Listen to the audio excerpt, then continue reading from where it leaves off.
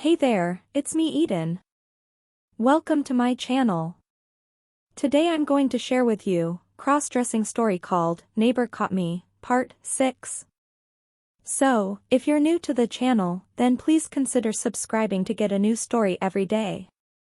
And please support my work on Patreon and get early access to the content.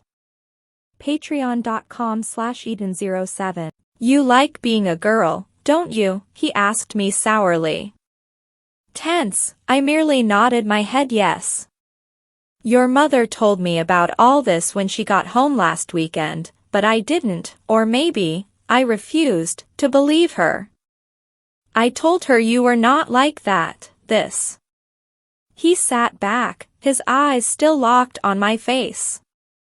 We knew about your occasional playing dress-up at home, but we thought it was just I never thought, what I mean is, you look so, it's like you're an entirely different person. He reached out, unfolding his hands as he gripped the soda. I could make you stop this, you know, all I have to do is shut off the money. Of course, he went for the jugular, but by then I knew the truth about myself and just could not hide it any longer, so I said, it's not about money, Dad, it never has been. If you quit sending me money I'll just get a job, but I'll still be Diane, I just don't think I have the choice anymore. Nonsense. He said quickly, you could go change clothes right now, and I would have my son back. The son I played baseball with, the son I taught to ride a bike, that little boy I helped with his math and taught to fish. Dad. I stopped him before he ran himself ragged trying to find a way to discredit me. Sure, I could change clothes, but this hair? It's a perm. These nails? They are acrylic and won't come off easily, and no matter what I wear, I'll always be Diane. Dad reeled back from my quick tirade but said nothing. Dad, I said in a calmer voice, I'm the same person I always was. Sure, I look different and I wear different clothes, but nothing else has changed. Softly, I added, Dad, you can't possibly believe that one day I just decided to wear dresses, do you? This isn't a choice I made, it's a demand my mind is telling me and I have no escape from. You can't know what I had to live with, knowing that I wanted to be a girl but couldn't. Yes, I'm a guy, but I'm a guy that wants to be a girl, and you have no idea how hard this is for me. Just being here like this, with you, is excruciating. I mean, sure, I always liked to dress up, but I never went anywhere. It was a once-in-a-while thing that I thought I had under control, but I knew, the minute I went out for the first time, I knew I had been wrong all along. Now I face the possibility of being found out every time I step outside. I could face ridicule, beatings, or worse every time I go out as a girl, but I didn't realize that I didn't have a choice until I finally went to a small cafe nearby. That's when I knew in my heart that anything less wasn't going to be enough, and that's why I had my hair done. So I can be more like everyone else. By the way, I can still ride a bike and do my math, Dad, thanks to you. All that's changed is the shape of my clothes and my outlook on life. He sipped on his drink while I remained tense, unable to touch my soda. I had told him how I felt, and got no reaction at all. His stony demeanor clearly told me that 2 days with Dad constantly provoking me would certainly test my willpower, yet I loved him, I always had, and I really didn't want to hurt him. My dad is everything most men strive for, tall, handsome, successful, well-spoken, and very bright, yet like everyone else he had blind spots. What he didn't see was that I am unlike him in so many ways. I am more like Mom, shorter than the average guy at 5 feet 7 inches with her slender build.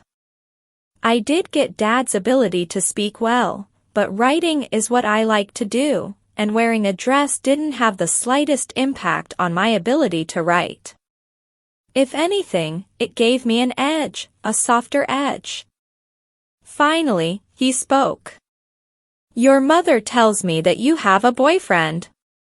He said it with a sort of an ugly smirk on his face that made me cringe before my anger at his unsaid suggestion burst out.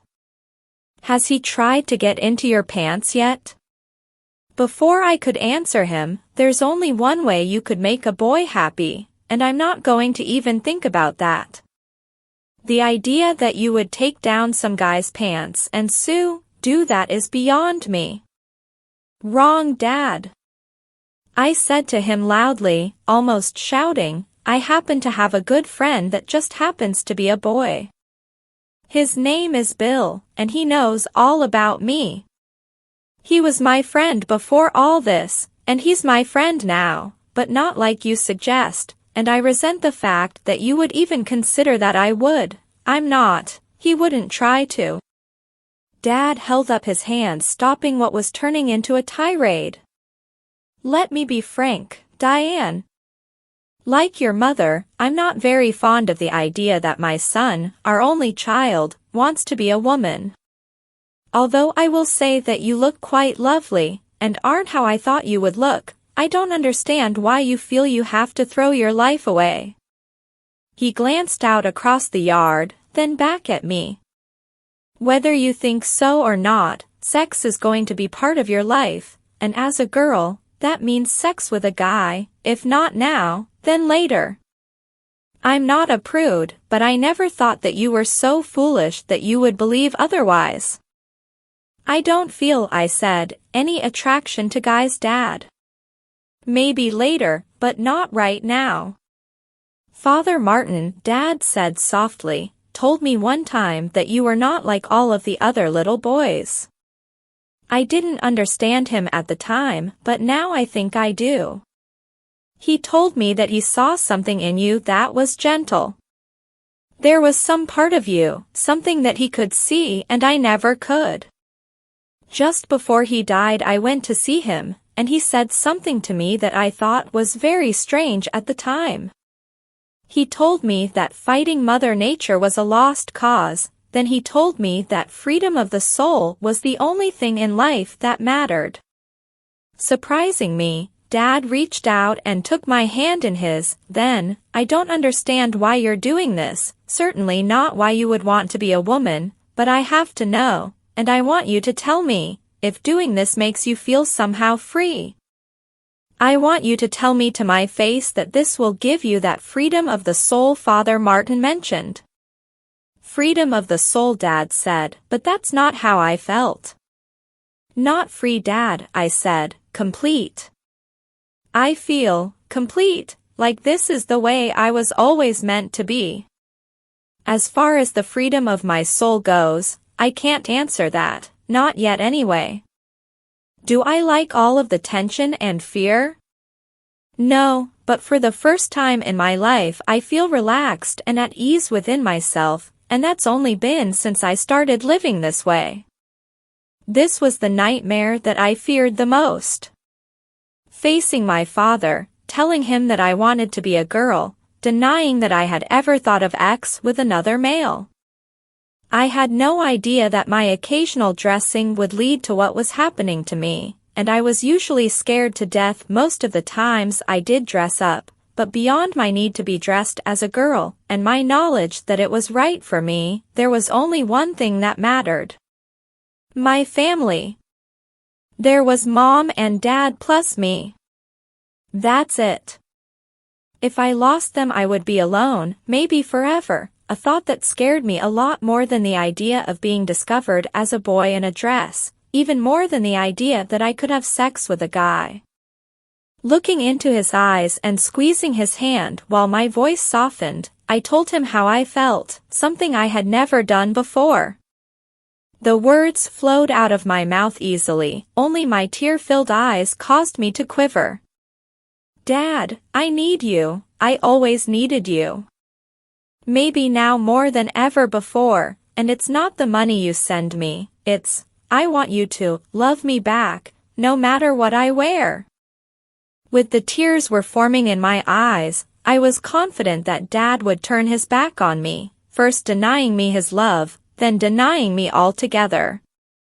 I started to get up and walk away so I would not have to hear him say the words that I knew were coming, the words that would devastate my life as I knew it. But he stood up, he grabbed my arm hard, quickly yanked me around and held me there, his eyes locked on mine. He said nothing for a moment, but as a single tear began its trek down my face, he eased the pressure on my arm, then squeezed my hand. Looking up into his eyes, with tears in my eyes, my blurry water-stained view of my father cleared when I saw a faint smile on his face. "Sit down," he said firmly, so I sat, his hand still on my arm. "Any suggestion that I don't love you is out of line and you know better than that." He sounded angry. "Don't ever suggest that again, understand?" I said nothing, just nodded my head. This is so new to me. I've never had a daughter before. I'm not sure I'll know how to act. Like you always have? I suggested with a whimper. Changing the subject quickly, he asked me, "How did you plan on attending school as a girl?" he asked. "All of your documents say that your name is Peter." I was hoping that you could help me, Dad. Was this a small ray of sunshine, I wondered? "Girls cost more than boys, you know," he said, "what with all the frilly stuff they buy, plus the extra expensive makeup, haircuts, clothes, and other things girls need." "Did you really expect me to pay for all that?" "I'm getting by on what I have now," I said glumly. "I'll manage." "Well, in my opinion," Dad calmly said, "that's not going to be good enough." He sat back in his chair, his arms folded on his massive chest. "I'll tell you what," he said a bit smugly, "I'll raise your allowance a little, and I'll even see about the name thing, but there are some conditions." He had agreed. Smiling all of a sudden, I wondered what his condition would be. "First, since you have the entire summer free, and both your mother and I agree on this, by the way, we want you to attend a charm school. We think this will help you with your poise, mannerisms, and so on. Second, your grade point cannot fall below 3.4 at any time, and thirdly, you have to come home more often. Say, once a month at least, at which time I expect to see a girl that is continuing to become the lady that your mother insists you can be. Any questions?" That's all for now.